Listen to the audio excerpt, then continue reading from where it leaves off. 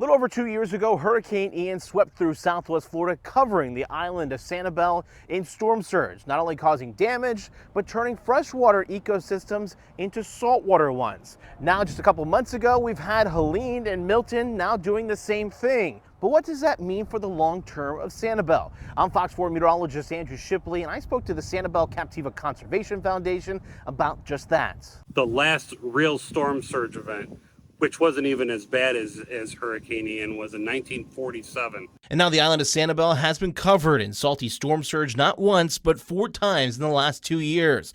And that's not only changing what lives on Sanibel, but the ecosystem itself. And a lot of these trees that have grown up over the last few decades, are just not salt tolerant. So we had a lot of tree death. The surge didn't just cause tree mortality, but also changes to freshwater ecosystems like the Sanibel River.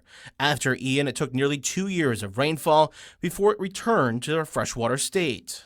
Now that we got 2 more storm surge events, the salinities are through the roof again, and it's basically salt water everywhere. Take a look at this chart. You can see the low salinity leading up to Hurricane Ian, and then this spike in saltwater following the slow decline since. Fast forward to this year, we finally returned to normal levels in June. But after Debbie, we saw another spike, but recovered quickly from heavy rainfall. Then came Helene and Milton. SECF's Wildlife and Habitat Management Program Director Chris Lechowitz says if this trend continues, Sanibel could return to its historical roots.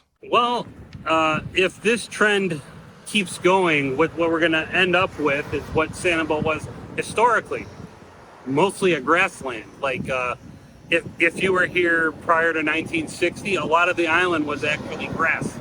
With climate change and sea level rise, saltwater intrusion events will become more likely on Sanibel in the future.